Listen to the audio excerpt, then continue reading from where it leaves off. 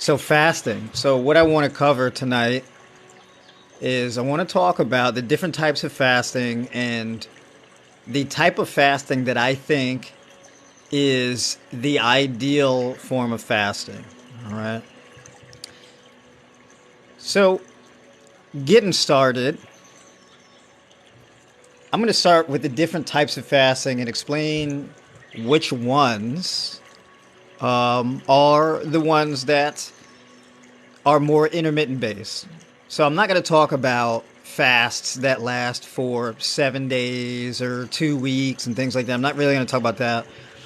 I'm more so going to stick to talking about fasts that go from being 16-hour fasts and fasts that are even rolling fasts. And the rolling fasts are the ones that are the most aggressive form of fasting and present the highest level of risk. Right. So I'm going to start first with the most common form of fasting that people know of, which is 16-8, right? A 16-hour fast and an 8-hour eating window. So this is the most common form of intermittent fasting, but the interesting thing about it is the 8-hour window is very arbitrary, right? Like the 8 hours wasn't picked according to some type of biological markers that made it the ideal eating window. It was a scheduling issue, which really molded the parameters of this study, right? So when intermittent fasting protocols are being first put together, obviously you got to start with somewhere. And these studies typically start in mice, right? And so basically, if you're going to put together an intermittent fasting study on how intermittent fasting affects mice, well, that means that you're going to have to monitor the mice, right? So you're going to have different groups of mice. Mice that have access to food all day long, mice that have access to food within a certain time frame. And now, of course, if you're going to run a study like that, you have to monitor and watch the mice. And when the clock is up and you have to put them in an environment where they no longer have access to food, you have to remove the food from the cages. You got to remove it from their jowls because they like to hide food and things like that. And so this could be very tedious, and obviously you can't watch them for, an extremely prolonged period of time, let's say 10 to 12 hours, right? Because that might present a scheduling issue, right? So 8 hours seems to be more plausible, right? At least as far as scheduling wise. So this was a number that was settled on, right? Now, intermittent fasting, basically, the biggest benefits to intermittent fasting is not necessarily weight loss, right? Even though, generally speaking, fasting is I wouldn't say the best, but it is the fastest way to lose weight. I would say that, right? Fasting is the fastest way to lose weight. I wouldn't say it's the best, but it is the fastest. Arguably, you could say it's the most effective. The reason why I wouldn't say it's the best is because certain people shouldn't fast, right, according to certain conditions. Let's say if you have some type of vitamin and mineral deficiency, for example, you shouldn't do it. Or, for example, let's say if you just don't handle fasting very well. In other words, when you try to fast, the hunger is overwhelming, you get headaches, lightheadedness, that kind of thing, then it may not be ideal for you, right? So it really depends on the person. But the reason why I say it's the fastest way is because obviously if you are not getting energy from food and your body is forced to tap into fat stores, right? Your actual body fat. So what is being burned is not split between your body fat and the food that you're eating. That's what makes it the fastest way. So you got 16-8. And 16-8 essentially it's not much of a fast, but essentially what it is you're either going to be skipping what is conventionally known as the first meal of the day or skipping what is conventionally known as the last meal of the day. So either breakfast you're skipping or dinner. So if you're starting eating at 12 and you're stopping eating at 8, well then pretty much you're skipping breakfast and then you're just eating lunch and dinner. However, if you're doing early time restricted feeding, well then basically you're just eating breakfast and lunch and skipping dinner. That's pretty much the easiest way to understand it.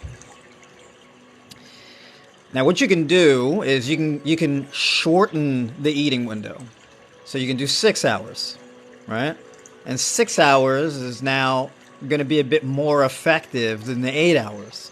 Because obviously, if you have less time to eat, then the likelihood of you overeating is now reduced as a result. You can restrict it to 4 hours, and now you have a 24 fast, right? 20-hour fast, 4-hour eating window. Now, you have to really be mindful of your mindset when you do that, because now if you've got 4 hours to eat, it's very easy to just really gorge yourself as much as possible within the 4 hours. So essentially, if your diet is not planned out well for that 4-hour eating window, you can pretty much just eat whatever and you end up eating too much. So you can actually cram, like if you wanted to, you can cram like 25 or 2,600 calories into a 4-hour eating window, especially if the foods that you're eating are low in fiber or processed foods, or really both, right? So for example, let's say you get a whole bag of, like a personal bag of chips that typically has about 5 to 7 servings in it. That whole bag could be roughly anywhere from 900 to 1,100 calories in the bag, right? So you can eat one of those bags. You can eat a bunch of like peanut butter or something like that, or dip, right? You can have a bunch of noodles, things like that, and just really cram in food and fill yourself within that 4-hour eating window. And then basically you lose the weight loss results as a result of doing that.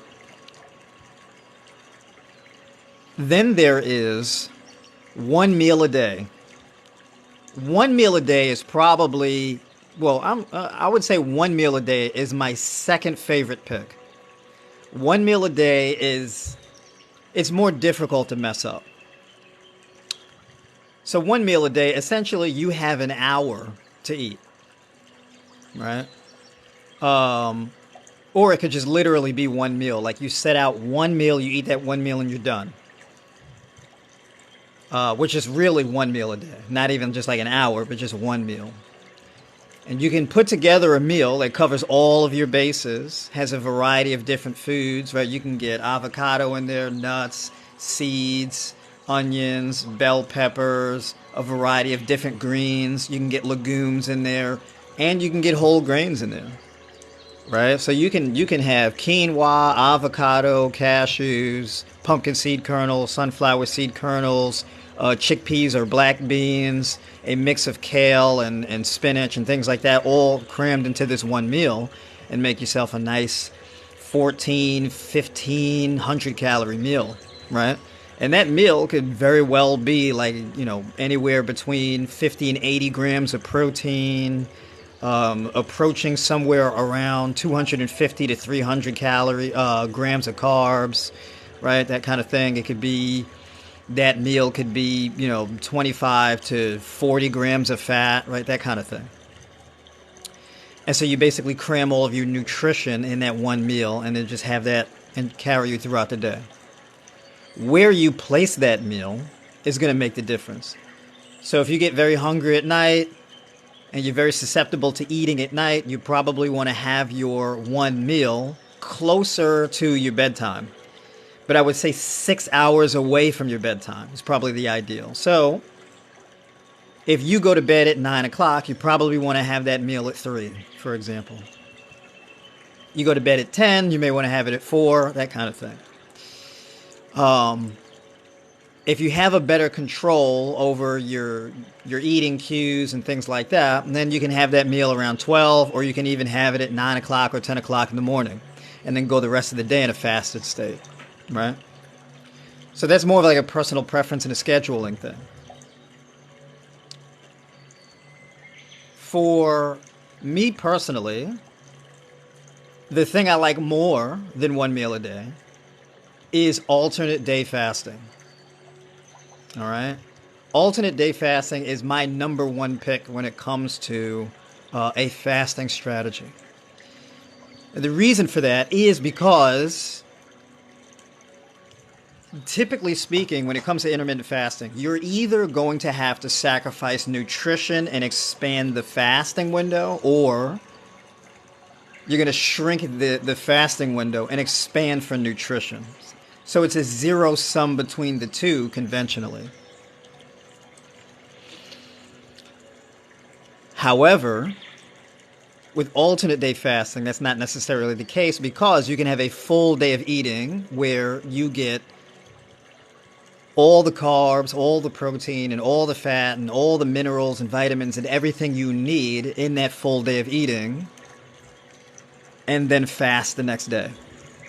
So you can get a full 24 to 36 hour fast right after that full day of eating. So it's not zero sum, it's just an alteration, right? So you're maximizing for nutrition on one day and you're maximizing your fast on the other. Now there's two different ways to do alternate day fasting. You can either eat 20 to 25% over maintenance calories, right? You don't really eat calories, but for the sake of conversation, let's just say that. So basically, you're eating 120 to 125% of your maintenance calories. So 100% plus 20% or 25% on one day. And then you fast the entire day the next day. If you do that, that would be more along the lines of you trying to achieve a 36-hour fast. Okay? Or you can eat 100% of maintenance calories and then take that 20 or 25% and consume that on the fasting day. And that would be kind of along the lines of a hybrid between alternate day eat, alternate day fast, and one meal a day. The only difference is on the fasting day, you're really only going to be having around 500 calories or something like that. It'll either be 350 or 500 calories, like somewhere in between there on that fasting day. And the same rule applies, right? You're either going to have that 500 calories 6 hours from when you go to bed, or 2 hours from when you go to bed. It's really a personal preference thing. But what I would do is count 24 hours from the time you finished eating the day before, and then 24 hours after that is when you start eating, right? And so that's kind of a way of getting that 24-hour fast.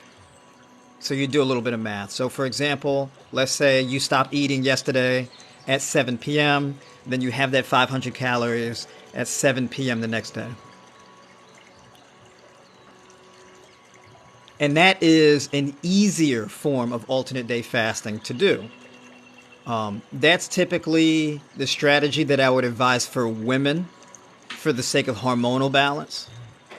For men, it's not as paramount. So men can do the full 36-hour kind of thing, no problem, right?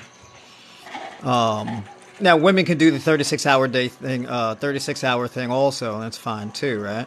It just depends on how much experience you have with fasting, the headspace you're in, if you're going to be able to stick to it. Because obviously, if you can't stick to it, you're not in the mental space to really fight off food cravings or things like that. Then it's probably not going to be the ideal thing to do. So that's pretty much going to be my breakdown of the different types of fasting there in a nutshell.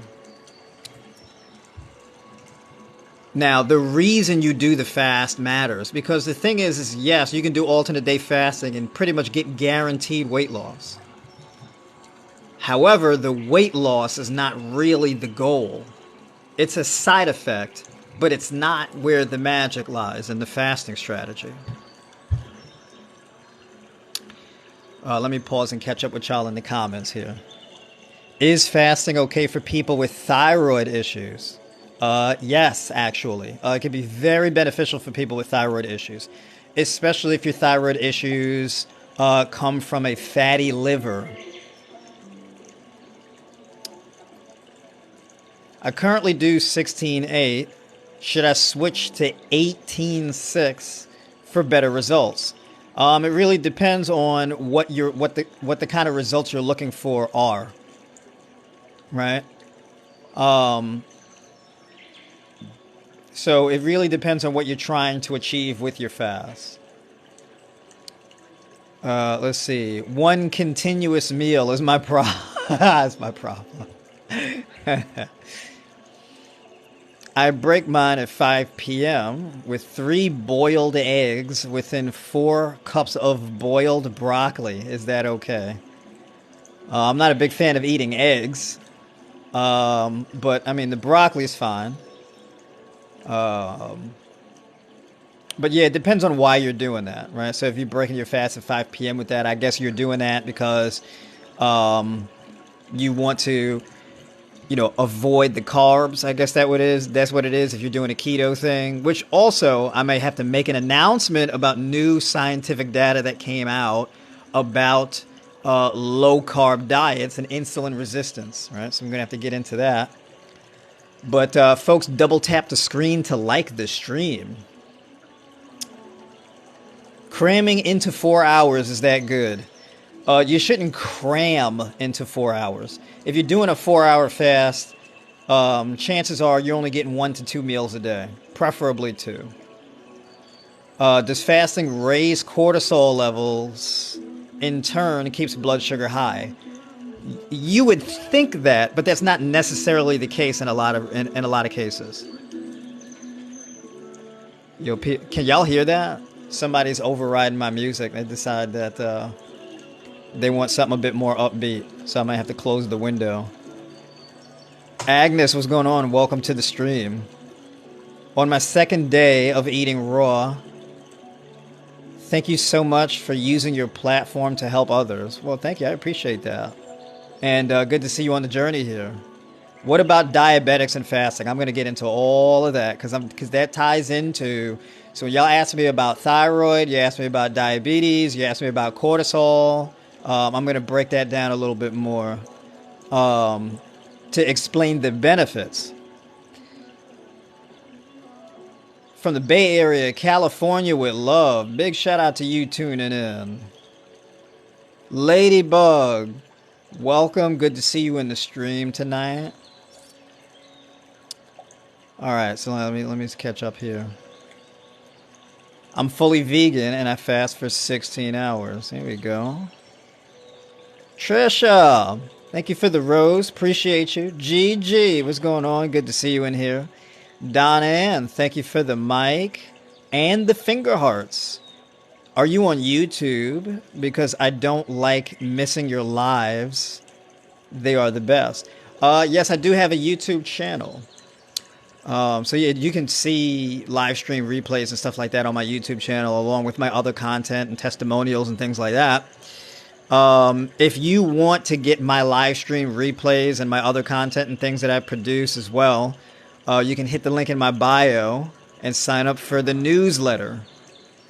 So I take these live stream replays and I send them out in the newsletter to everybody who's on my list here.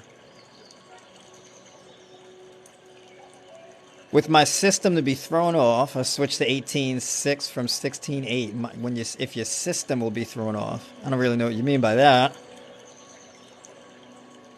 When you say from 16.8 to 8.16, I guess an 8-hour eating window and a 16-hour eating window and an 8-hour fast.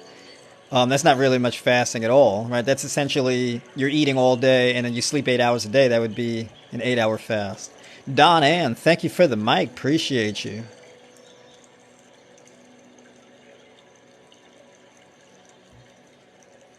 How would I break a long fast 20 days or more? Oh, that's going to be a bit more interesting, right? Let me tackle this here.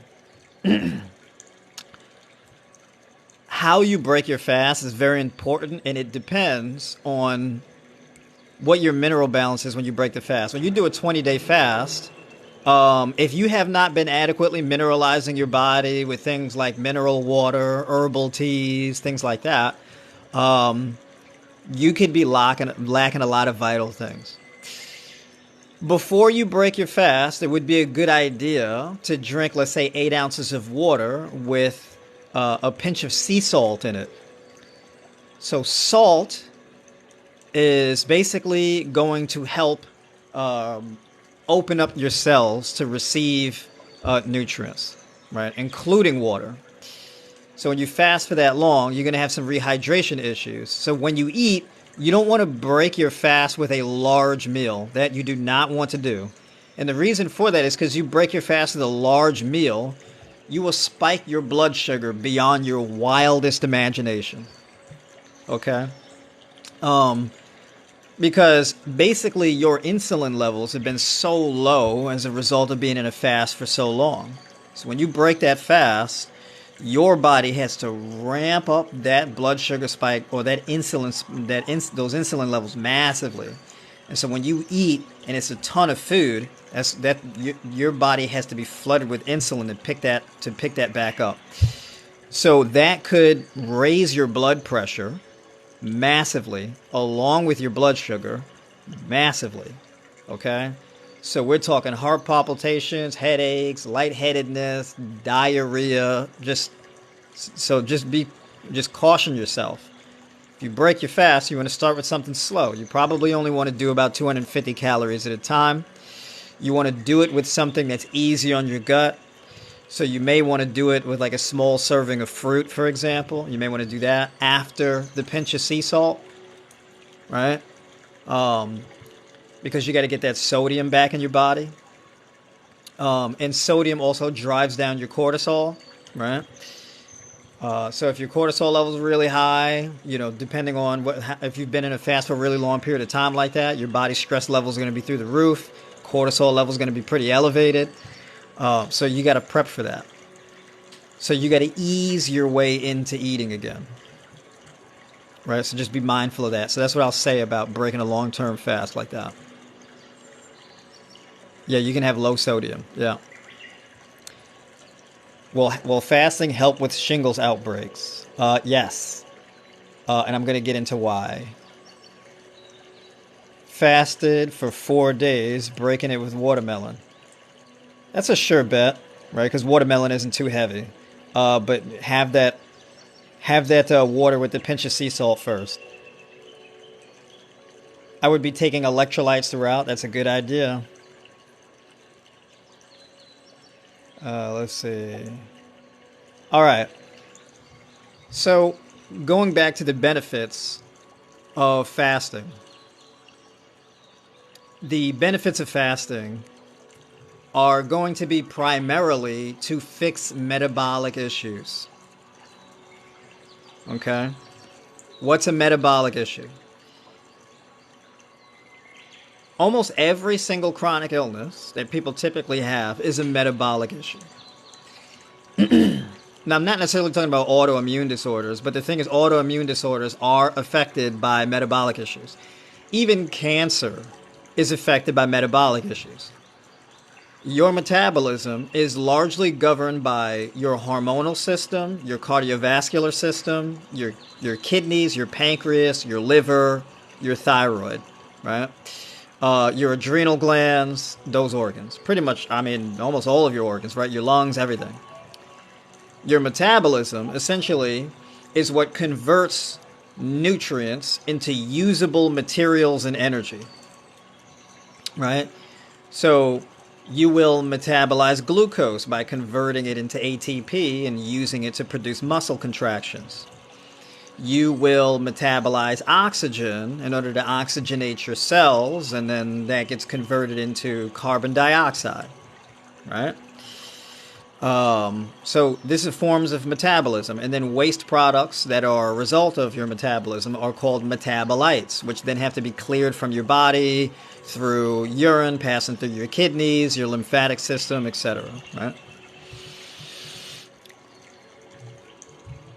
Fasting can massively improve your liver function, your kidneys, and your pancreas, along with heart health, your vascular system, thyroid, everything like that.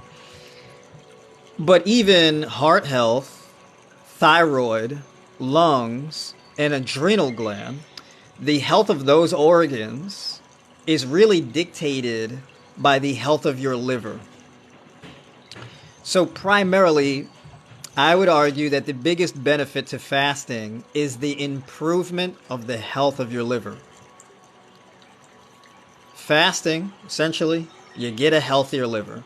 So if you've got fatty liver, if you've got cirrhosis of the liver, fasting would be a good option for you. Kidney issues, that also. Kidney issues are a bit more complicated though. And the reason for that is because the fasting is only going to work for kidney issues if you manage your stress properly.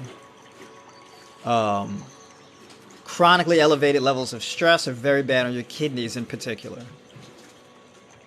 Because stress, or scientifically known as oxidative stress, produces reactive oxygen species and accumulation of metabolites, things like this, and creates a higher workload for your kidneys. Because your kidneys have to filter out a lot of toxins, metabolites, and all that type of stuff out of your blood, right? Your kidneys have to filter out a lot of acid from your blood. So the more acidic you are, the harder your kidneys have to work to cleanse your blood. So that's the caveat I'll make there. Some of the best candidates for people fasting is anyone who is insulin resistant or type 2 diabetic. Right? I say type 2 diabetic. I don't necessarily say type 1 because the thing is that if you're type 1 diabetic, if you go too long without eating, your blood sugar drops too low and you can pass out, right? You can go into a diabetic shock. It's a bit of a different issue. But type 2 diabetes is different. Type 2 diabetes is a direct result of insulin resistance rather than a failure of the pancreas. All right. Type 1 diabetes can be improved through, let's say, an 80-10-10 diet or plant-based whole food, high raw vegan eating, right? And then as you improve your insulin sensitivity, then you can start moving into a fasting strategy once you get greater functionality of your pancreas by stimulating the growth of new insulin-producing beta cells. So it's a bit more technical on that front. I don't think it's a thing you should just jump straight into. However, if you've got high blood pressure, you've got fatty liver, you're insulin resistant, fasting is a great idea for you. If you've got autoimmune disorders, if you've got Hashimoto's disease, if you've got any type of hypo or hyperthyroidism, that would be a great idea for you. Now, going back to alternate day fasting, because I don't want to fail to mention this. The reason why I'm a big advocate, and I probably don't advocate enough for this because it's a bit more of an advanced strategy, but the reason why I'm such a big fan of alternate day fasting is because of the schedule and the fact that you don't have to sacrifice nutrition in order to expand the fast. You see, all of the food that you eat today will be digested and metabolized over the next 36 hours. So it takes 36 hours for all of the food that you've eaten to run through your digestive tract, be fully broken down and metabolized, and then cleared from your body. Right? So you load up today and eat all the foods that you need to eat, and then let your body digest and metabolize it throughout the day tomorrow. That's essentially what alternate day fasting is. Now, in particular, it's very important to understand that this is a great way of emptying your colon. Most people, especially people with chronic illnesses of any kind, don't adequately empty their colon. So you've got a few pounds of waste sitting in your colon for a very prolonged period of time. And this only gets worse over time because waste and waste products can travel back up into your body. You can be poisoned by waste sitting in your colon. That's why that's very important to clear out.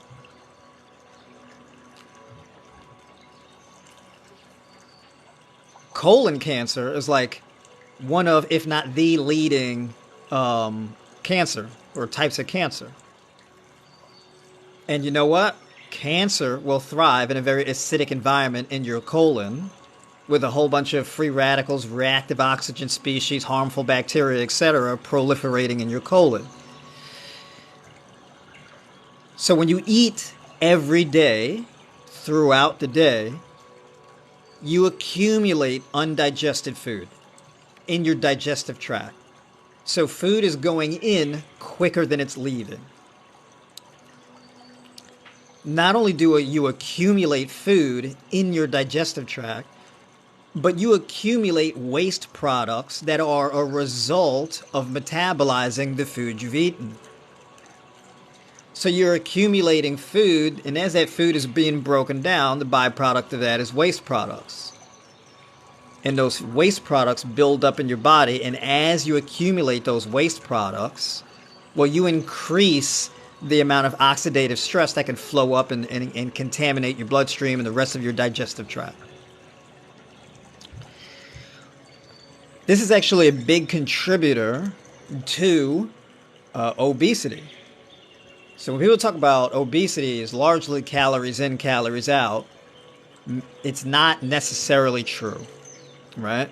Obesity is a chronic illness that is perpetuated largely by chronic inflammation, right? It's a stress response. Your body will accumulate body fat as a protective measure.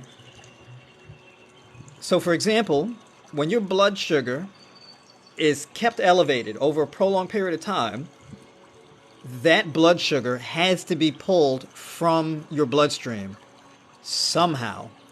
And your body does that by pulling glucose, excess glucose from your bloodstream and depositing into fat cells. If you have all types of contaminants, toxins floating around your bloodstream, that will be stored in your liver and it'll be stored in your fat cells.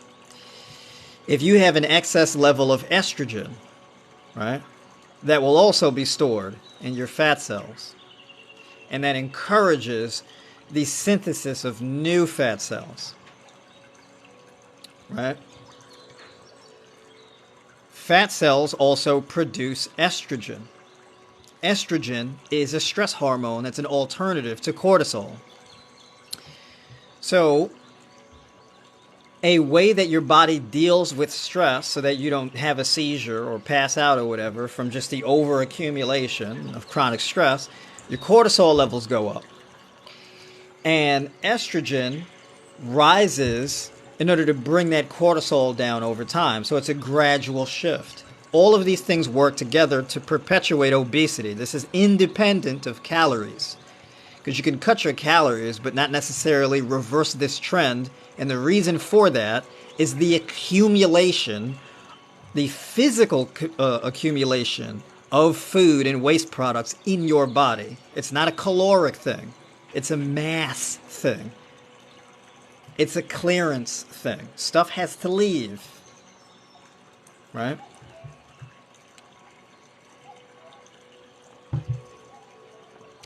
The most common way of doing that is having a high fiber diet, natural forms of fiber. I'm not talking about loading up on psyllium husk and being on the toilet all day with diarrhea or something. I'm not talking about that. Natural fibers, insoluble fiber, soluble fiber, all different types of fiber that expand as they move through your digestive tract and clear things out. But fasting is a good hedge against the accumulation of food matter moving through your digestive tract and sitting in your colon.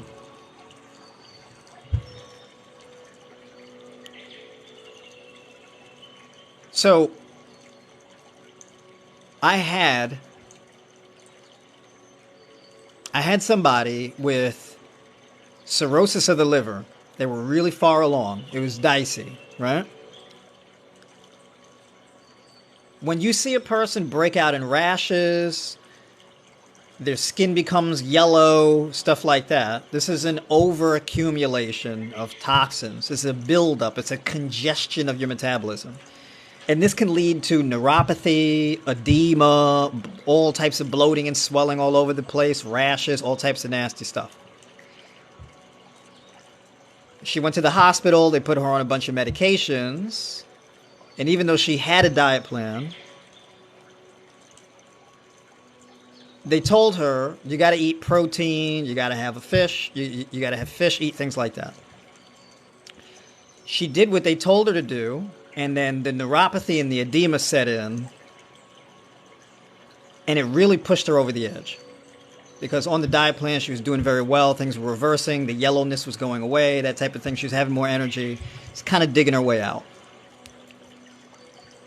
Now, that's an extreme example. But the reason why I give that example is because this accumulation can go from being a thing that you live with and it's not going to send you to the hospital until it becomes a thing you can't live with, and then it sends you to the hospital. Right?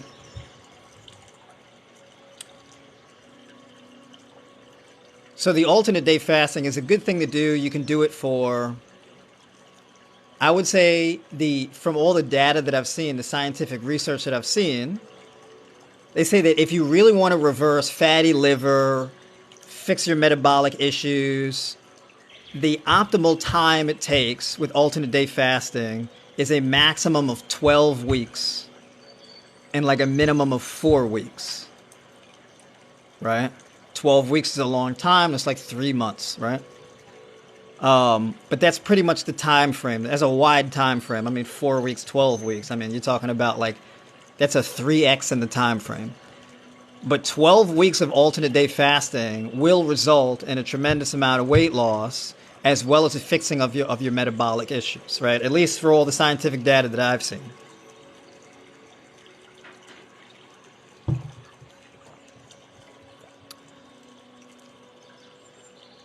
Now, I mentioned earlier about scientific data, new scientific studies that came out, and I put this in the Discord for my members too to take a look at it. You could read the study. And they did a study on, I think it was like 120 or 124 people, and they were all at a healthy weight. And they basically put them on a low-carb diet. And what they found was a low-carb diet made them more insulin resistant.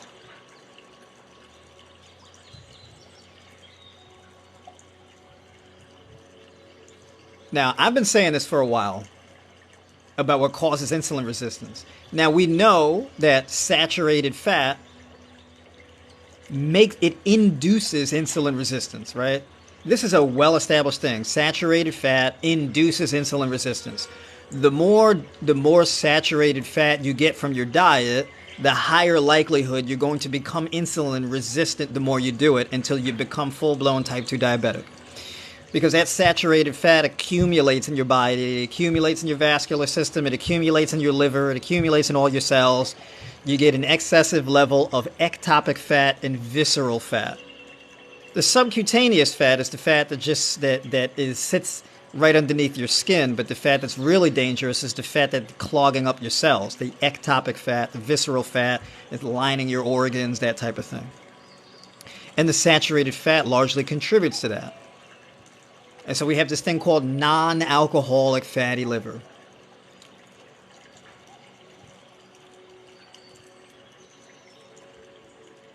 So when people say, hey, should I do keto? I'm like, well, why are you doing a keto diet? Oh, because I want to cut my carbs and keep my blood sugar low. If the goal is to drive down your blood sugar levels, the best way to do that is fasting. You're never going to be able to effectively drive down your blood sugar levels better with food than you would with fasting. It doesn't matter what you're eating. Fasting is king when it comes to driving down your blood sugar levels.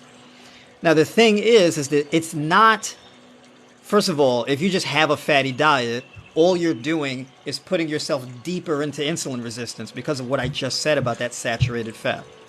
This doesn't just affect obese people, it also affects people of a healthy weight. That's what this study demonstrates. And so actually, let me go here and Let me see if I can pull this up because I left it in my Discord here. Obviously, you'd have to be in my Discord to read it, but I think I'm going to open it here and read a little bit from it.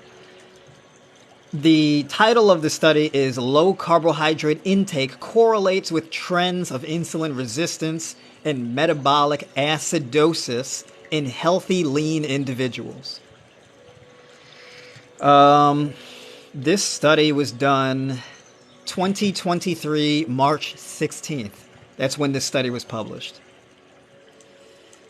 The people who did the study is Fatima Al-Rashad, Rashad Sidar Sidnu, Ashraf Al-Madhone. I know I'm messing up these names. Fatma Bahman, Halama Asaled. I'm not, but basically you get the point. But those of you in my Discord, I left a link to this study, so you'll be able to see. It.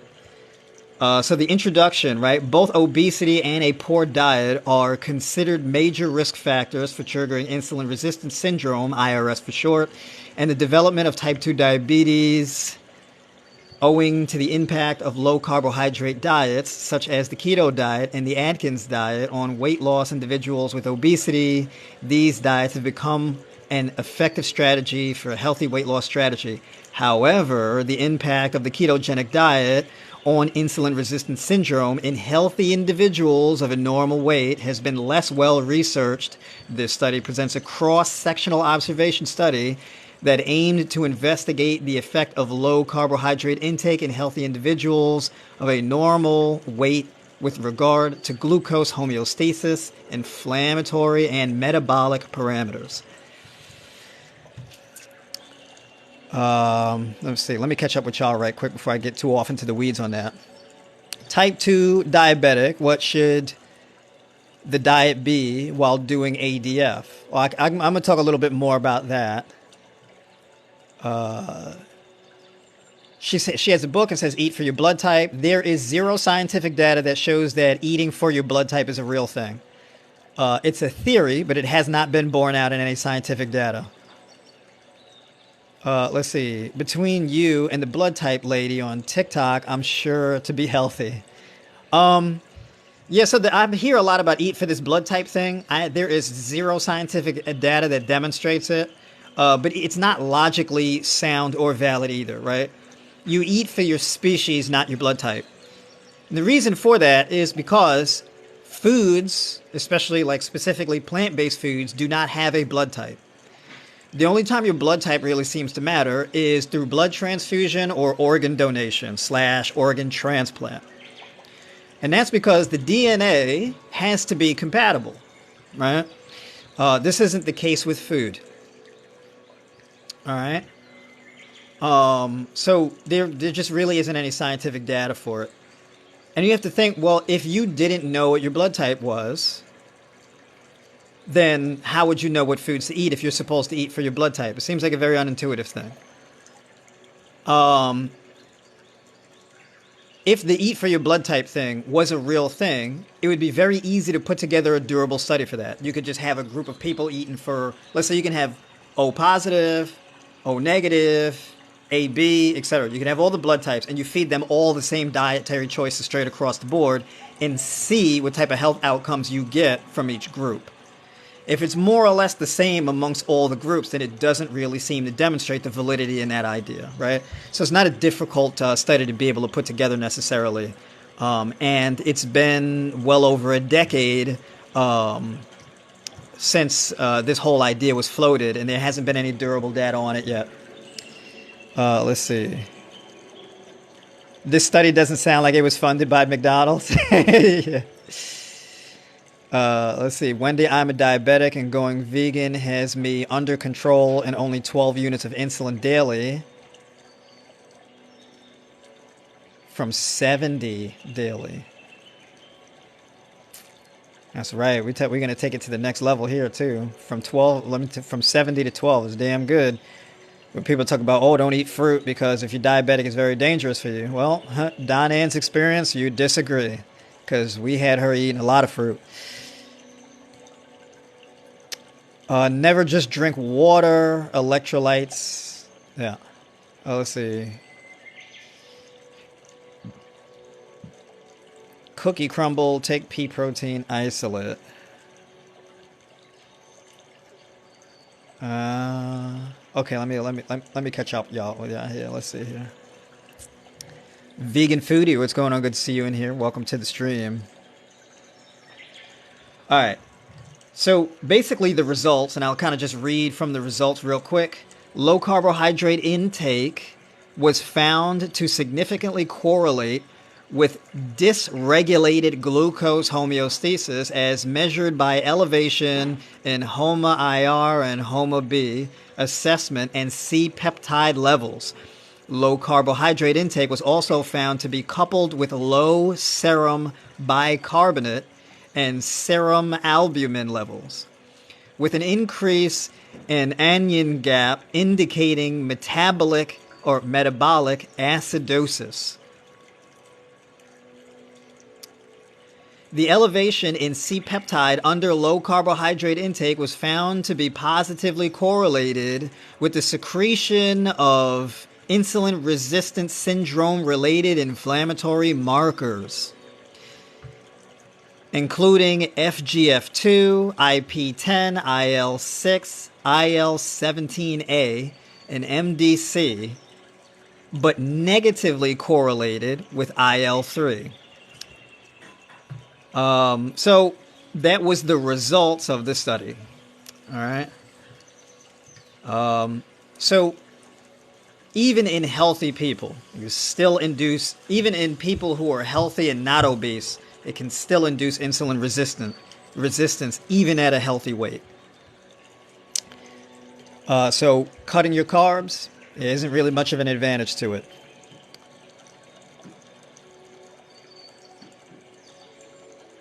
Let's say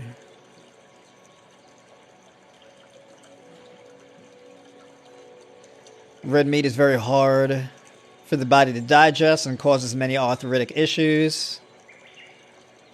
Well, you know what's funny is meat can be very easy to digest. The problem is of what it does to your pH balance.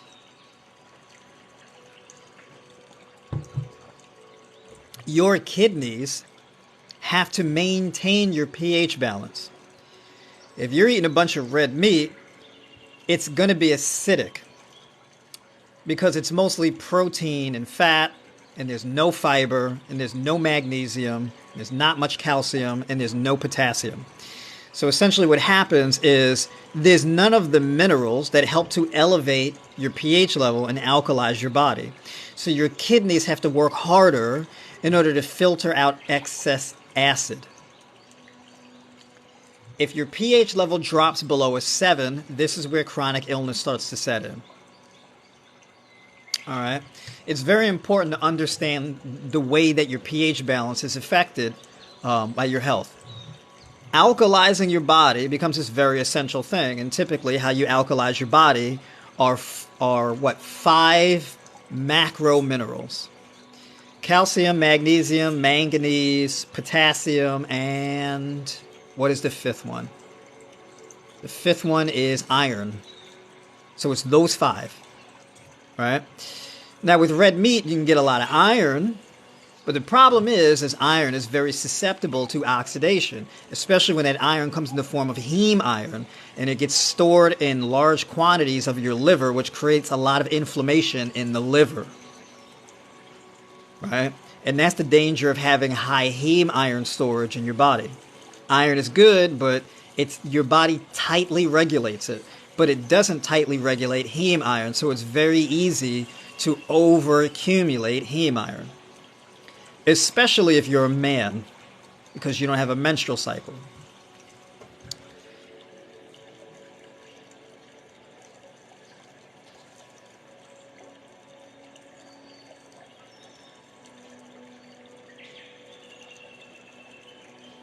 Oh, you're type O. Yeah, I'm type O also. There's no scientific data that shows that the blood type thing is a real thing. I mean, it's a great sales gimmick, but there's not any evidence for it. Can you repeat those 5? So the 5 macro minerals are going to be calcium, magnesium, manganese, potassium, and iron. What about salmon?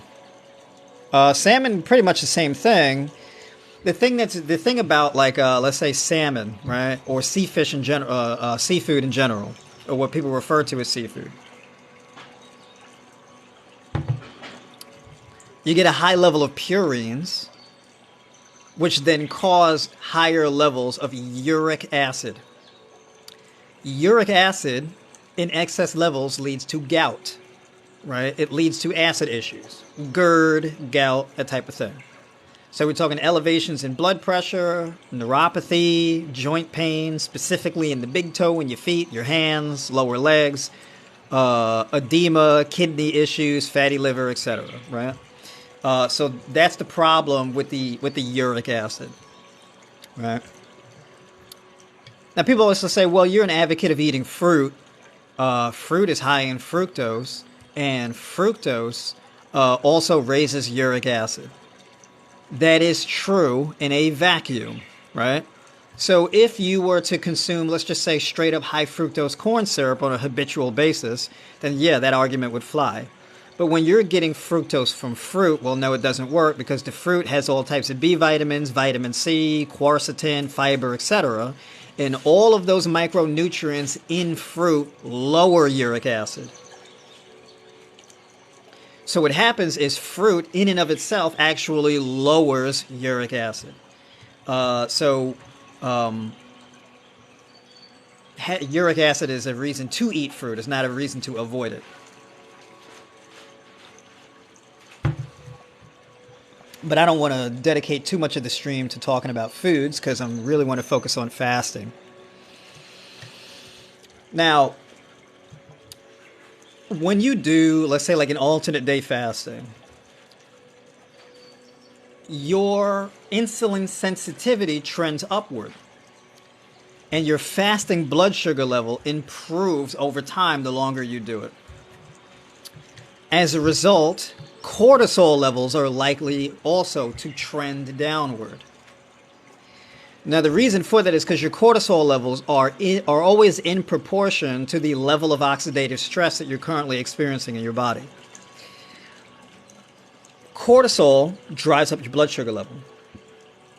But in high blood sugar level, it could also drive up cortisol, because it becomes inflammatory over time. When you have better blood pressure and better blood sugar levels, and you have lower oxidative stress because you've reversed the accumulation of food and waste products in your digestive tract, oxidative stress trends downward. Especially during fasting, because fasting, in and of itself, in a way, is inflammatory. It activates your immune system in order to protect you in the absence of food. But the thing is it strengthens you in a way where over time you end up having a stronger immune system and better gut health. You also end up having lower levels of reactive oxygen species, right? Free radicals, that type of thing. So you're less likely to be poisoned by all of these little metabolites and things that can be floating around your bloodstream.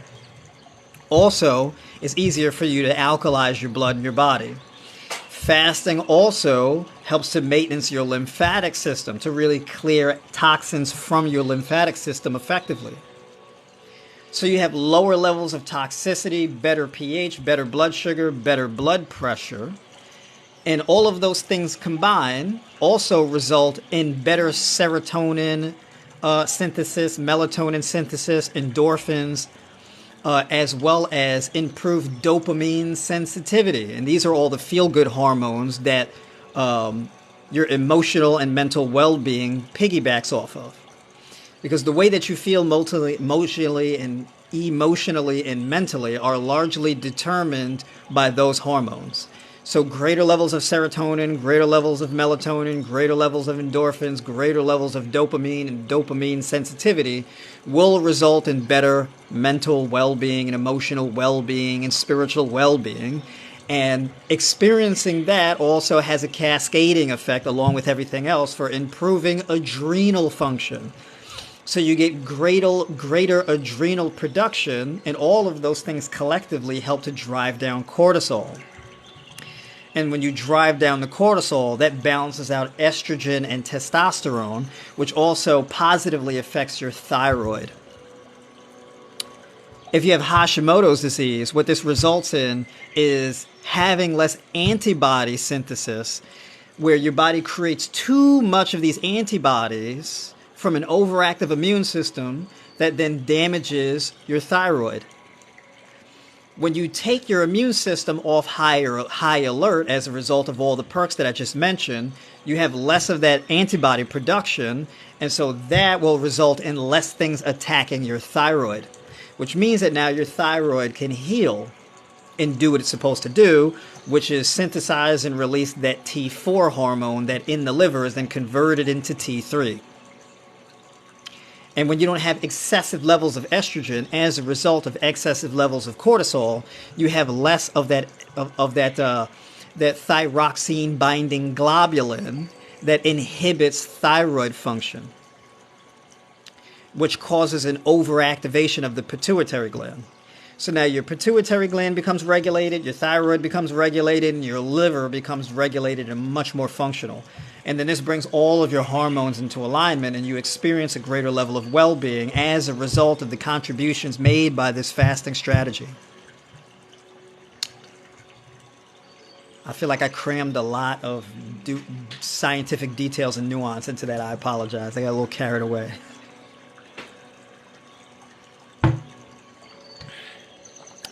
This is why I talk slow in my live in my pre-recorded videos that I post on TikTok. Because I start nerding out on these streams. Folks, double tap the screen to like the stream if you find this information valuable. Let me catch up with y'all here in the comments. My friend told me she was going to do a 30-day fruit cleanse starting June 1st. What's the benefits? Well, I mean, you go on a fruit fast, for example. I don't really advocate for people to just eat fruit for an extended period. 30 days is fine if you want to do that.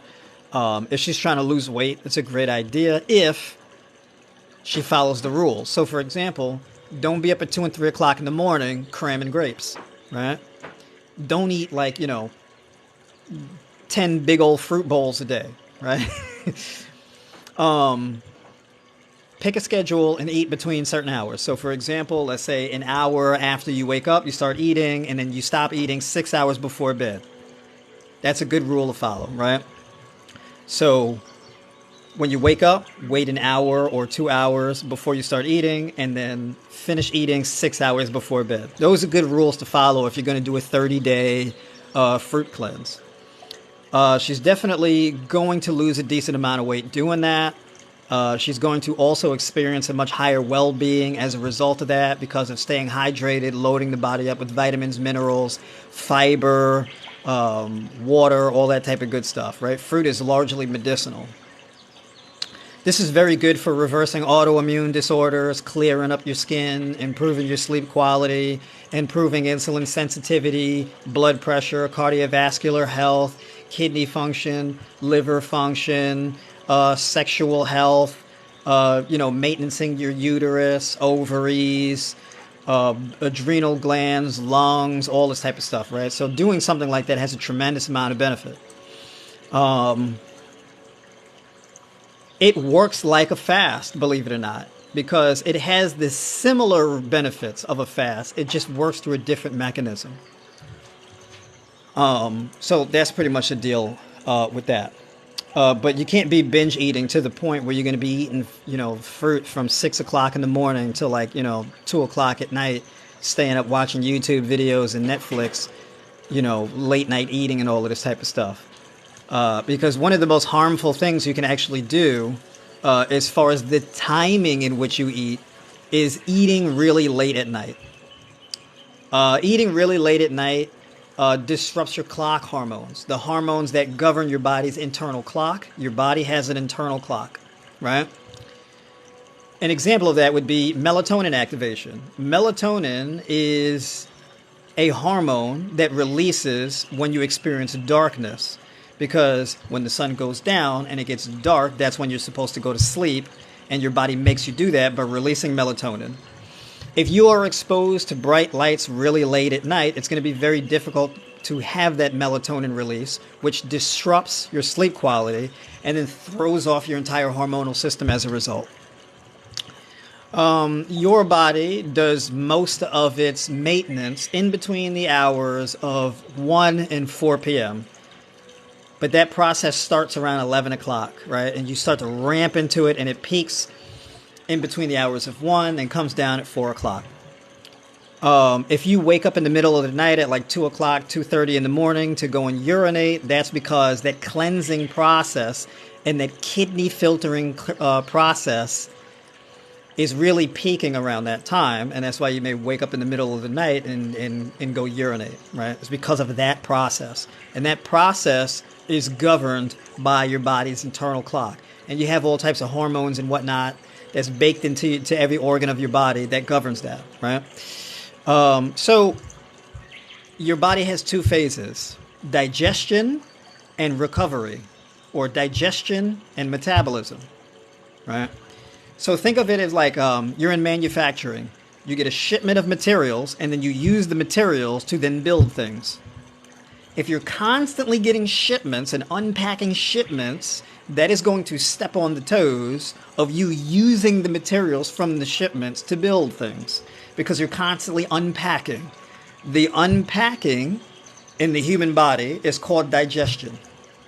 The making of things is the metabolism. Right?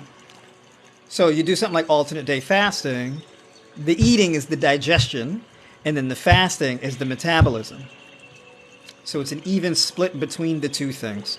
And that's another reason why I'm a very big fan of it. It's a partitioning of your body's processes in a very clean and neat way. Let me catch up with y'all in these comments here. Amazing information. Thank you. How long do you recommend fasting at one time? Typically, I recommend 24 to 36 hours is what I'm talking about when it comes to the alternate day fasting. Hey, everybody, he got a shirt on. Have you been tuned out of my streams for that long? I've been wearing shirts all fall and winter. But the shirts come off in the summer, though, because it's too hot for all of that. I've mastered a narrowing eating window of 4 hours. All right, there you go. Hey, if it works, it works. Keep doing it. Good evening. Do you mind repeating the causes of uric acid? The causes of uric acid predominantly are going to be animal products, specifically shellfish is the highest form of purines that lead to the production of uric acid. Right below that is pork. And right below that is like red meat and poultry.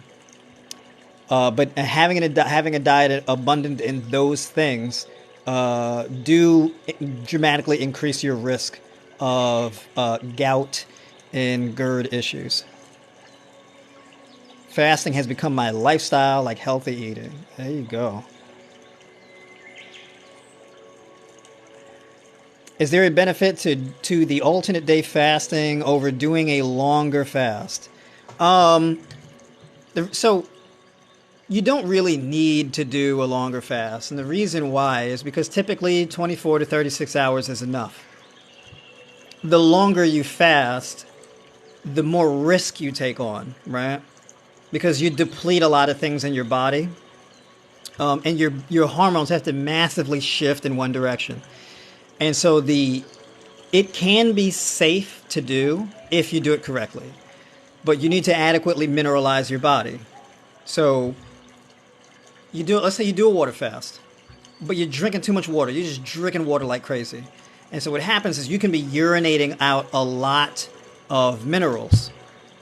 And so you can actually deplete electrolytes and minerals as a result of drinking too much water. Right? That's a big mistake. Being dehydrated during a fast is another one. Being that you're not getting in the fiber, you're not getting in the carbohydrates, these type of things, you're not consuming glucose that absorbs water while water goes in and out. So it's very easy if you go for too long of a period of time without getting rehydrated, you can become dehydrated, which becomes massively inflammatory on top of how inflammatory a long fast already is. right? Um, and at this point, your adrenal glands really ramp up, and you're on like this real high alert where your eyes are bulging out of your head, you feel all wired and whatnot, and you're like, oh man, I got all of this energy and mental focus.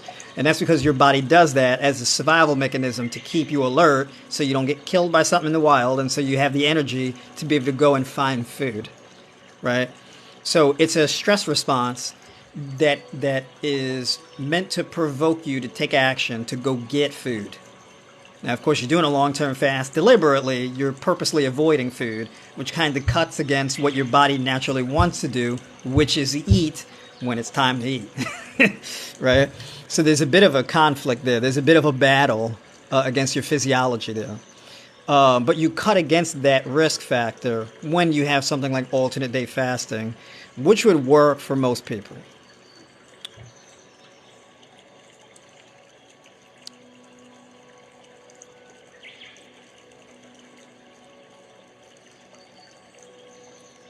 Oh, by the way, my man Buford, you hit that marker. Like we hit that 165 quick.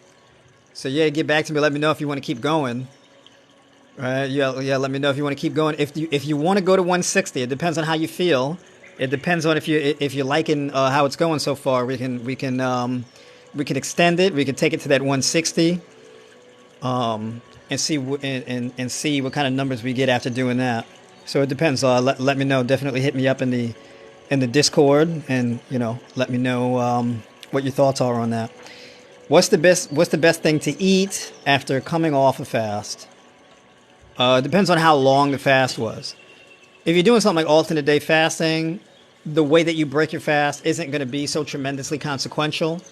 The best way to break a long fast is to start slow. So you probably eat like fruit. You don't need to eat like a ton of fruit. It should probably just be around a few hundred or a couple hundred calories.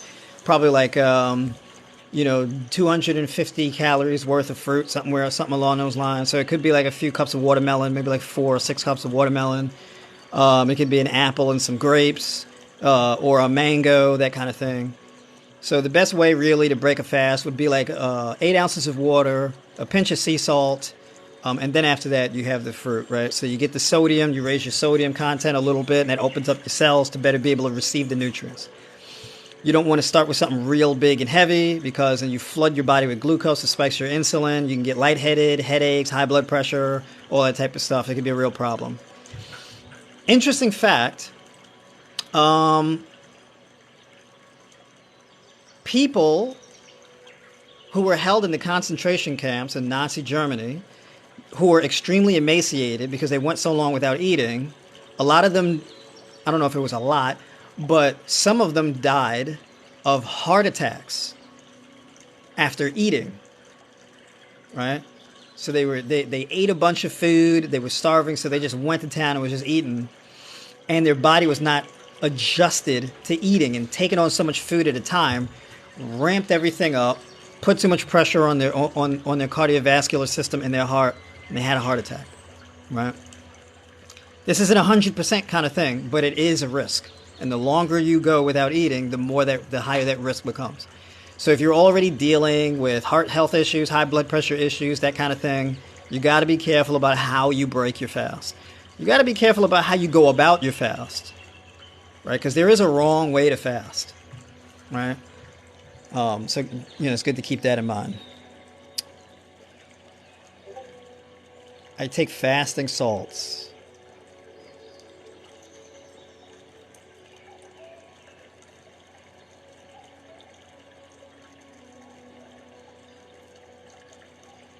When you say fasting, is that without eating for an entire 24 hours? It can be. It could be 16 hours, 20 hours, 24 hours, 36 hours. Fasting just means to just abstain from food.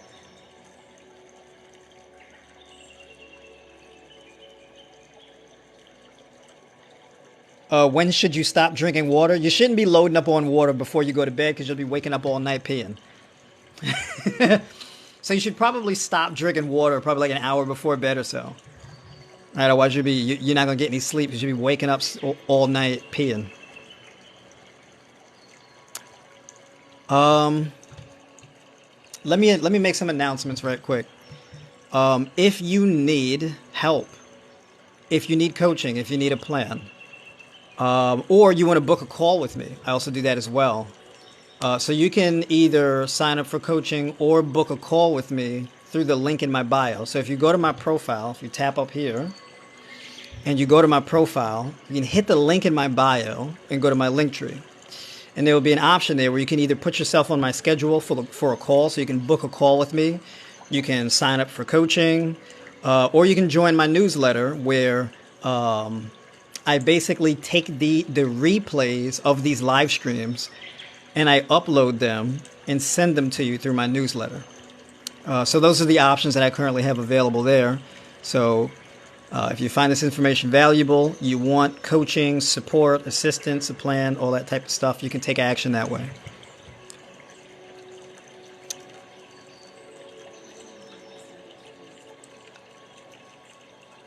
Huh? Oh, yeah, yeah, the newsletter is free. Yeah. Is it beneficial to add fresh ground ginger and turmeric to herbal tea? I do it. Did it tonight. I'm a big fan of herbal tea. I'm more partial to I'm more partial to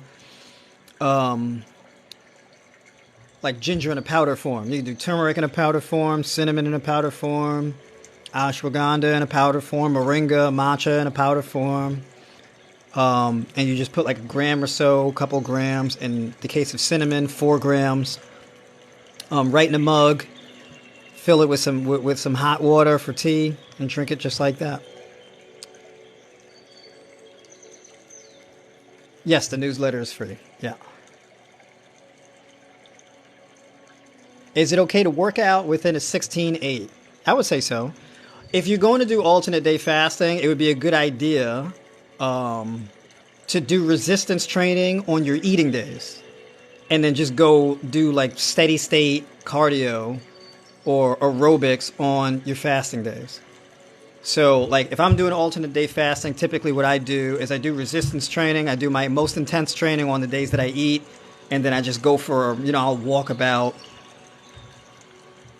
how many miles? So far today, like today for me is a fasting day. I got in 14,000 steps so far. So, I walk like 6, 8, 10 miles, something like that on my fasting days, just to get over that 10,000, right? So try to get somewhere around like a 12 or 16,000 or even a 20,000 steps on my fasting days, right? Exercise is the best way to maximize what's called autophagy, which is basically what your body does to break down old and damaged cells. It's called self-eating, right? Autophagy is really what it means. So your body basically cannibalizes damaged and dead cells and gets rid of them to make room for new healthy cells, right? The best vehicle for that is exercise. Second best vehicle for that is fasting. If you combine the two, then you basically maximize autophagy way more than you would if you were to just use one, right? So yeah, that's the deal with that.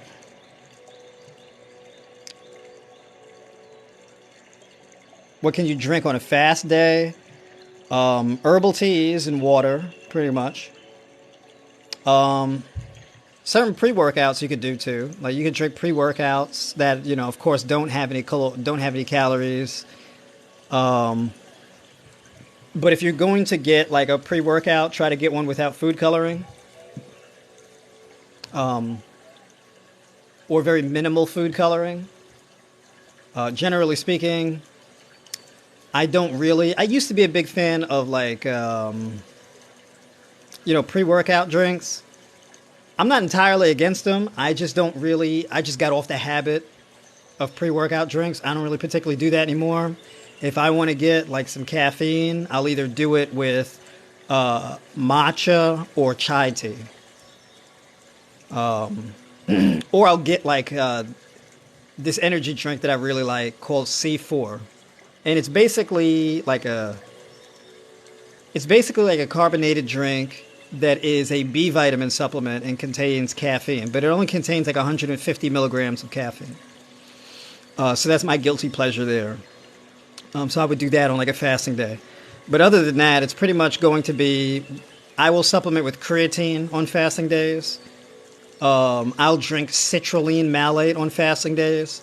So I'll do like 3 grams of citrulline malate in the morning, 3 grams of citrulline malate at night before bed. You can supplement with magnesium glycinate before bed.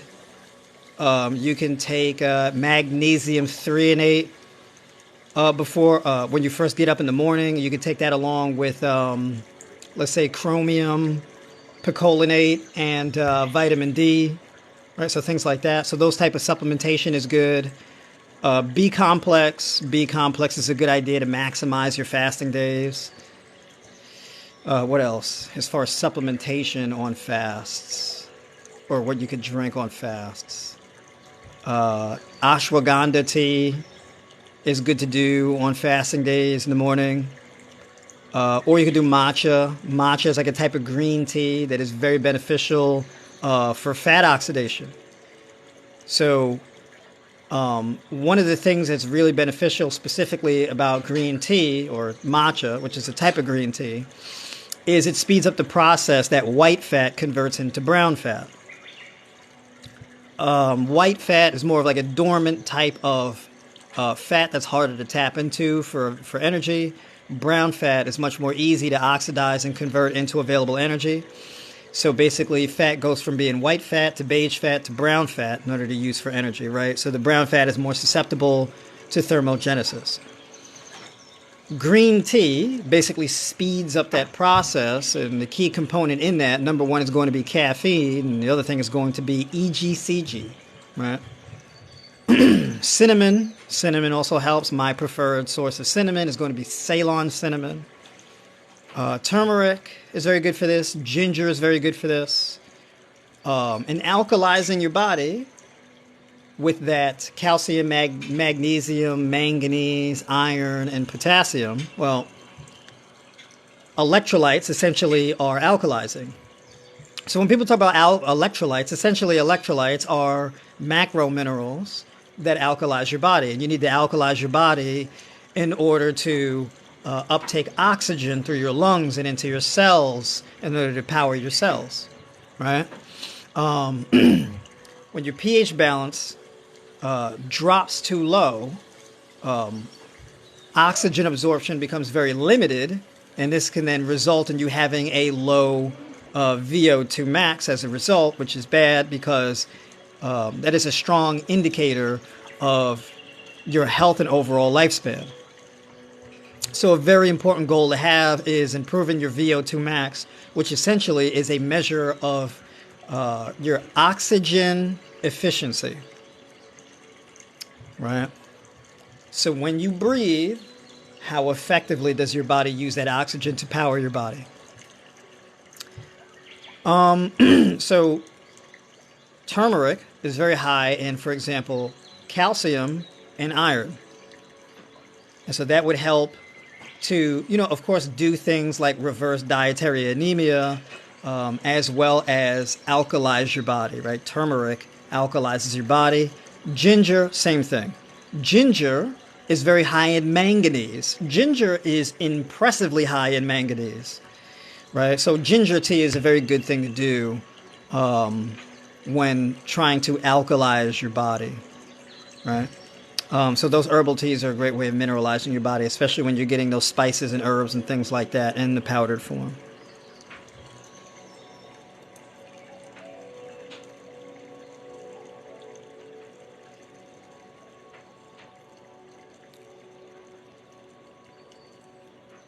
Can you do intermittent fasting long term, and how do you get started? You actually can. How do you get started? Have a plan. When you want to do something like fasting, you got to have a fasting schedule and a diet plan, and you have to have like protocols for what you do during your fast. So like the teas and things that I just mentioned, and the goals of things that you should be doing, like mineralizing your body and adequately hydrating your body. That's very important to do on a fast. It's just not drinking water and not eating. It's a bit more than that, right? If you want to maximize the effectiveness of it. But you got to have a solid diet plan in place. Because alternate day fasting is going to be very difficult to do if on your eating days you're under eating, and you just have a very poor eating schedule and you're not really set with a diet plan that fulfills all of your nutritional goals. So in the beginning, when I was talking about alternate day fasting, I was saying you got two options. You either eat 20 to 25% above maintenance on your eating days, or you take that 20 to 25% of your maintenance calories and you eat it on the fasting day. Right? So those are your two options there. If you decide to take that 20 to 25% and eat it on your fasting day, it should be done after 24 hours. So if you finished eating the day before at 7 p.m., then you start eating the next day at 7 p.m. And that would be like a full 24-hour window. All right? And you can even push it to like 8 o'clock. So if you stopped eating at 7 the prior day, then you can start eating at 8 p.m. the next day. Right? That kind of thing. Or you can take it all the way, but then just break your fast with that 20 to 25% of maintenance calories 2 hours before bed. All right, so those are your options there.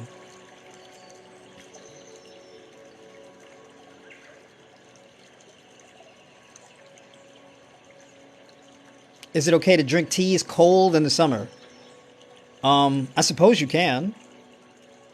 I don't know if you're going to like that. I don't know if you're going to like something cold and bitter. Maybe you will. I don't know. Prolonged fasting equals deeper healing. True. Of course, that's a bit circumstantial.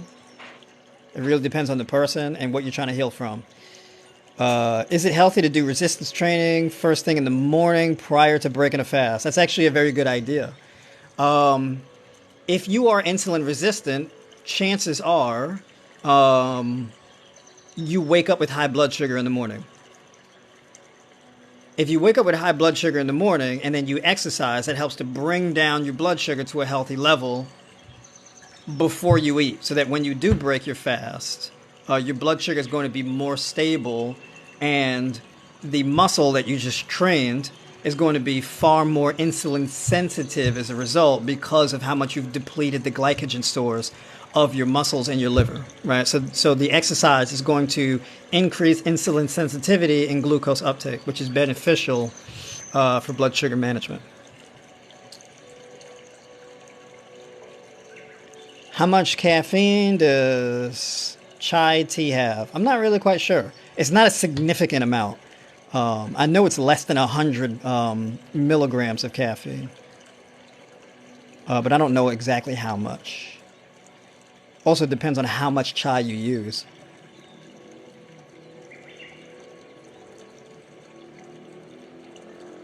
C4 makes me itch when I sweat.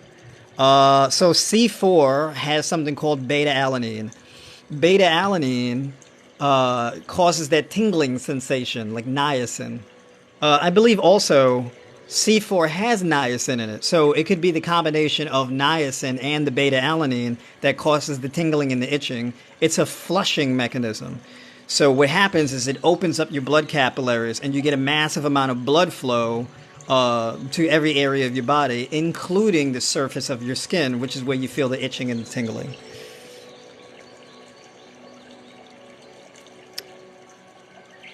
What tea am I drinking now? That is going to be ginger tea.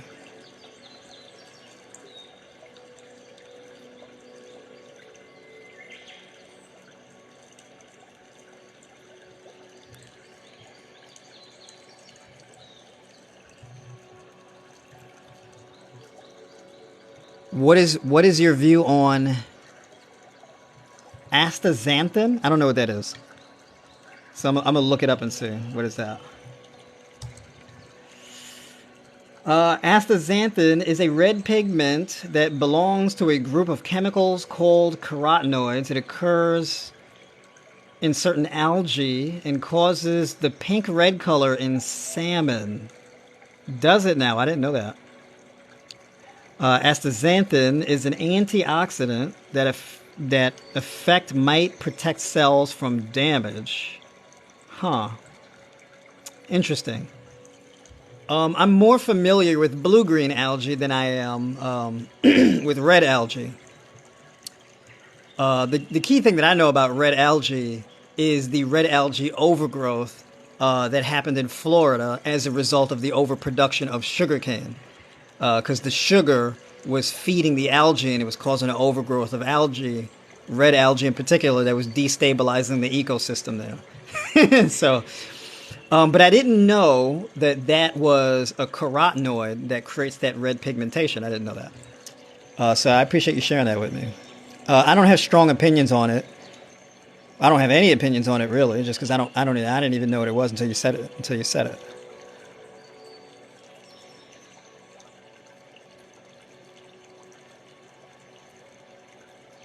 Turmeric, calcium, iron, ginger, manganese. What herb or food gives magnesium and potassium? That is going to be basil, oregano, moringa. I think potassium is in green tea. Let me look that up right quick because I don't actually know that. So matcha. I just want to double check. One serving of matcha green tea, 1 gram, contains 30 milligrams of protein, 272 milligrams total of amino acids, and 50 milligrams of lipids, amongst other nutrients. Also has minerals such as potassium, 27 milligrams of potassium, and 2.3 milligrams of magnesium, and 4.2 milligrams of calcium. So the most significant thing in green tea is potassium.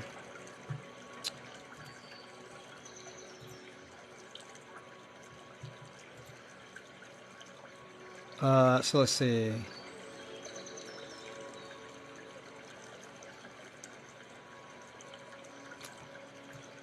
So yeah, I wanted to just look that up right quick because I wasn't sure about that. Basil. Let's see how much potassium is in basil. 16 milligrams. Okay. So these aren't going to be significant forms of potassium, right? That you're not going to get there. You can accumulate over time, but it's not going to be significant.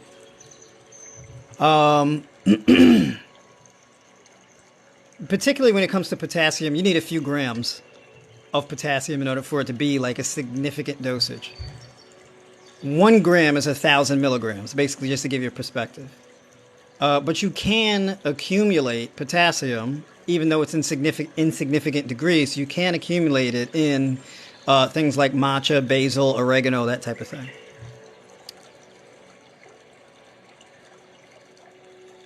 What should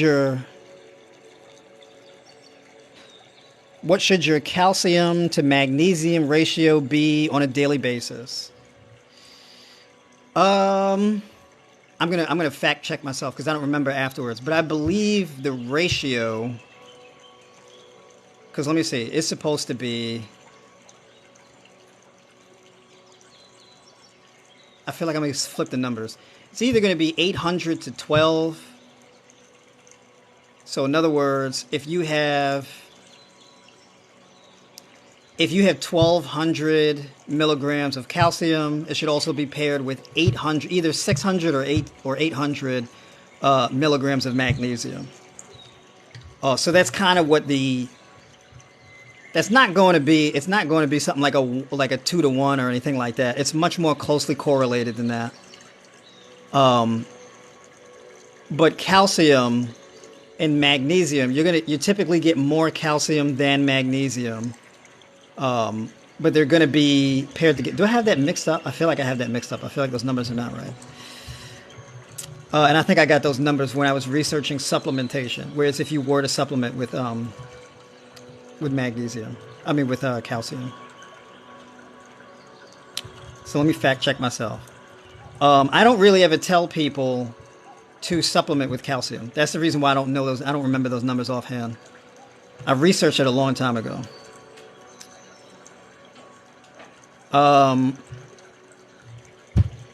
That's where I got that from. So generally speaking, when it comes to supplementation, let's say if you're using calcium as a means to assist in muscle growth or nervous system repair or some type of degenerative bone disease, typically when you get a calcium supplement, it's going to be in between 800 to 1200 milligrams. That's usually what calcium dosages come in when you supplement them. And when I was researching it, I was researching that you want to look out for calcium supplements that are paired with magnesium. So typically the dosage is going to be 800 milligrams of magnesium to 1200 milligrams of calcium. And that's the number I came across.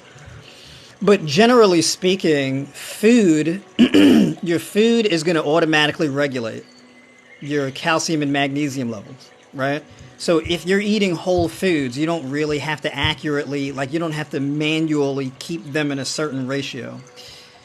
Because all of the foods that possess a significant amount of magnesium will also possess calcium. So in whole foods, calcium and magnesium always come paired together in foods. So you're not going to eat a food that's high in magnesium and not have any calcium. In the same way, you're not going to have a food that's high in calcium and doesn't have magnesium. The only way you're going to get those disproportionate levels is through dairy. Dairy is where you'll see a disproportionate amount of calcium compared to magnesium, right? So magnesium deficiency is largely going to be a thing that's spurred on through processed foods and animal products, right? But yeah, good question though. Let's see here. Yes, I was told for my osteoporosis, take 1200 milligrams. Do you recommend just trying to get it through food? Yeah, so here's the reason why I don't like telling people to take calcium as a supplement. Here's why I don't like doing that. Because, first of all, do not take calcium for osteoporosis or degenerative bone disease. Not a good idea. If you're going to supplement with calcium, it should be specifically for like things like nerve damage, for a specific neurological disorder, or you have calcium depletion from muscle tissue, right? That's going to be There's going to be a very acute and clinical recommendation. It's a very rare instance when I would actually co-sign something like that. When people have degenerative bone diseases of any kind, it's usually a magnesium deficiency, not a calcium deficiency. I've never seen someone have a calcium deficiency and not a magnesium deficiency. If someone has a calcium deficiency, I guarantee you they also have a magnesium deficiency. Usually what happens is people have too much calcium and not enough magnesium. When you supplement with calcium, the longer you do it, increases your risk factor for calcification. So you can develop stones, essentially. So the more calcium you have in your bloodstream, right? So you take calcium, and calcium is going to float in your bloodstream, it's going to raise your calcium level in your blood, and that leads to a higher risk of calcification. If you have arterial damage, if you have atherosclerosis, if you are susceptible or have a history of gallstones, kidney stones, bone spurs, things like that, and you're also on a high protein diet, those things are going to significantly increase the likelihood of these issues getting worse by supplementing with calcium. So if you have any of those issues, I would not advise that.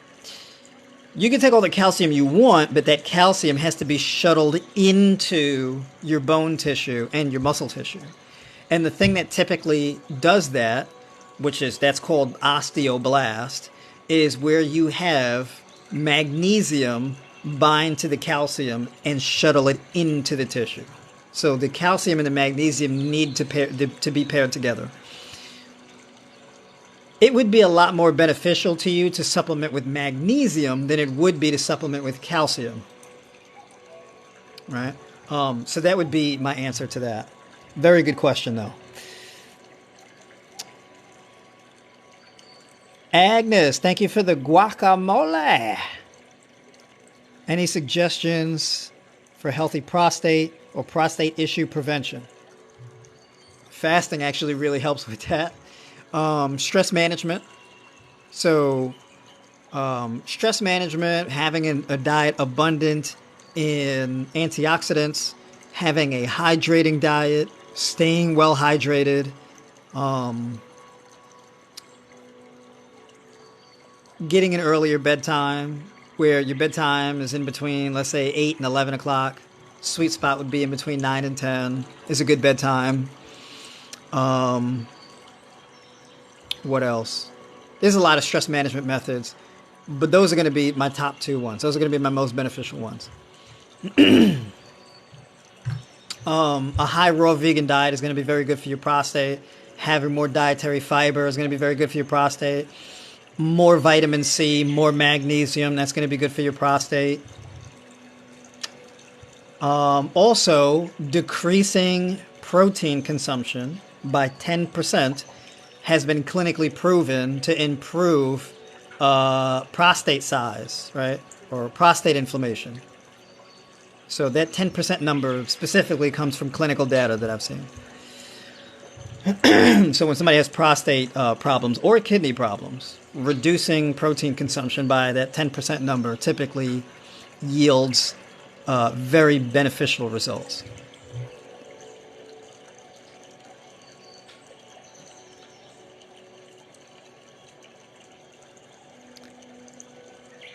Very adorable, Miss Berry. What do you think about lion's mane as a supplement? I heard really good things about it, actually. I heard things that are about it that are very similar to ashwagandha. So yeah, I mean, I say if you want to supplement with, I think you're actually the perfect candidate to supplement with lion's mane, actually. So yeah, that would actually be, I think that would be a good asset to you personally. You're such a positive person for so many people. Thank you. I appreciate that. That's encouraging. Is Ali a recommended weight loss program? Oh, Ali. Now, I haven't heard about that in a long time. When I first heard about Ali, I was I was working in GNC in I think what my early 20s. And like it was like these oil pills, right? Is that what it was? It was like this low carb thing, like this oily, and it had like these oily pills. I remember there was these pills or these gel capsules, and it came in like this white box. I think Oprah was pushing it, and people were having like diarrhea, and like they were crapping their pants and stuff. They had oily discharge in their underwear, and like, type of stuff like that. But I think it was like the gel capsules. It was like alpha lipoic acid. I think was in it. It was like LA. It was CLA, right? Those different types of oils, lipids that were in it that were meant to like, I guess, improve weight loss and things like that. Yeah, I remember that. Would I tell anybody? Would I advise it? No, I don't think it's really necessary. So yeah, I don't. I wouldn't necessarily put that on my recommendations list. No. If somebody wants to get more like ALA or something like that, I think eating like pumpkin seed kernels or sunflower seed kernels and having more chia seeds or flax seeds in their diet would probably be a better bet. Would it help with anemia? Would what help with anemia? Fasting? You mean? It could. It depends on what's causing your anemia, right? So I would kind of have to know more. I'd have to ask you some questions. What have you been eating? How long have you had it? What other, do you have any other chronic illnesses, medical conditions? Do you have any mineral deficiencies other than iron? So that type of thing. I would have to ask a few more questions in that regard. We do a lot of juicing. He is leaning more towards a raw diet with me, luckily. Uh-huh. How does fasting give you enough energy? It improves your metabolism. So it improves liver function, insulin sensitivity, and when you improve insulin sensitivity, you have more energy as a result of that. What's good for high blood pressure? Pretty much all of the recommendations I made tonight. My next stream would probably have to be about blood pressure. What can I do? Raimi, what's going on? Good to see you tuning into the stream. Yeah, definitely shoot me a message. Give me an update on how you're doing and how your progress has been coming along. What can I do for avascular necrosis of the shoulder? That is going to be a combination of physical therapy and dietary habits and possibly supplementation. But if it's in the shoulder in particular, I'd be very interested in knowing what's going on in that shoulder. Like, is it a local issue? Is it a result of an injury or something like that? Right. So I'd have to know a bit more. I'd have to ask you a few more questions to really get an answer for that. Folks, double tap the screen to like the stream.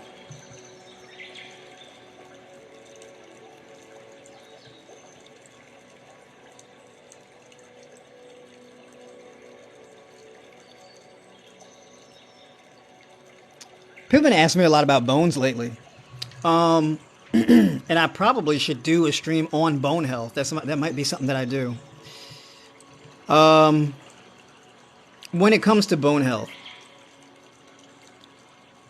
sometimes your best bet is physical therapy, so like exercise, specifically resistance training. Resistance training is a thing that is clinically proven to improve bone quality. And the reason for that is because the response to resistance training is protein synthesis, bone synthesis, and shuttling minerals from your bloodstream into your bone marrow to a greater degree, as well as the synthesis of new neurons, new nerve endings, and blood vessels, right? So more blood vessels, thicker, stronger blood vessels in the muscle, embedded in the bone marrow, all that type of stuff. So muscle grows in proportion to bone. So the stronger your bone, the stronger your muscles get, the stronger your bones get. And the stronger your muscle and your bones get, the stronger your ligaments and tendons get. And the stronger your muscles and bones and ligaments and tendons get, the more blood vessels and capillaries and all of that type of infrastructure you generate. Now, if you have damage to the bone, right? So you asked me about avascular necrosis. If it's a result of, like, let's say you broke a bone or you've just had some acute damage to the bone that happened very locally, that can damage the bone and develop that issue, right? It's more of an acute issue that you're not really going to solve it through diet alone. It has to be a combination of diet, possibly supplementation, as well as exercise because of what I just mentioned.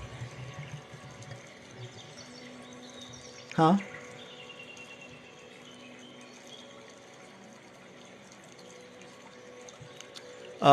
So that's the best thing, right? So where I started as a personal trainer, I've explained this on several streams, but I started as a personal trainer, then graduated into strength and conditioning coaching, and then corrective exercise, and then performance enhancement. Corrective exercise is where I learned a lot about how bone is developed, how to heal from bone injuries, connective tissue damage, nerve issues, how to fix your posture, that type of stuff, right?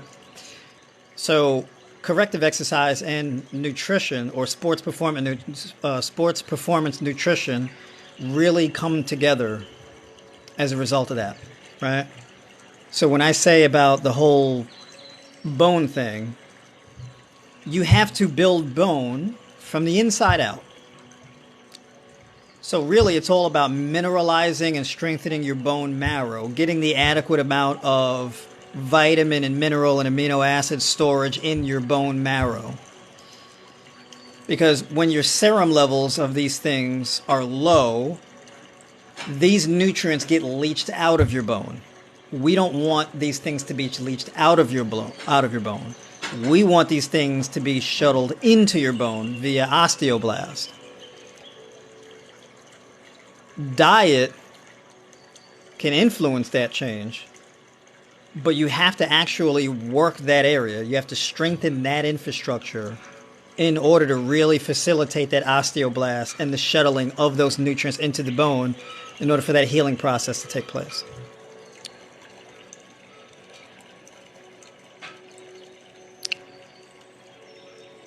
Oh, by the way, excess calcium can cause the leaching of minerals from your bone, thus weakening your bone. There were population studies done that demonstrate that the populations with the highest level of dairy consumption actually had the most bone disease. So interesting fact there, right? Getting too much calcium in proportion to magnesium can also cause a magnesium deficiency or contribute to a magnesium deficiency. Anyways, I've been on here for a long time. This is going to be a long stream, so I think it's time for me to bring it to a close here. It's time for me to wrap it up. For any questions I didn't get to tonight, I do apologize, but I'll be back on to answer more questions in the next stream. I appreciate everybody sending the love and the gifts in the stream here. Mel, thank you for the chili. I just saw the hat and mustache here. Right? User 41917741746 Thank you for the hat and mustache. Let's see. Mel, thank you for the heart me. Let's see. Thank you for the rose, Mel. Mel coming through with the love on the stream. Strong muscle, bone, ligament, blood flow. Correct? Yes. All right, folks. I got to wrap it up tonight. If you want to get on a call with me, if you want to book a call with me, you need help, you need answers, you want a diet plan, coaching, or you just want to sign up to my newsletter and stay up to date, you can find the link to those things in or through the link that is in my bio. So you can go to my profile right up top here. Go to my profile, hit the link in my bio, and pick what you want. You can put yourself on my calendar, get the newsletter, etc. And it's time for me to log off tonight. So definitely, folks, much appreciated. Thank you for tuning in, and I'll catch y'all on the next stream.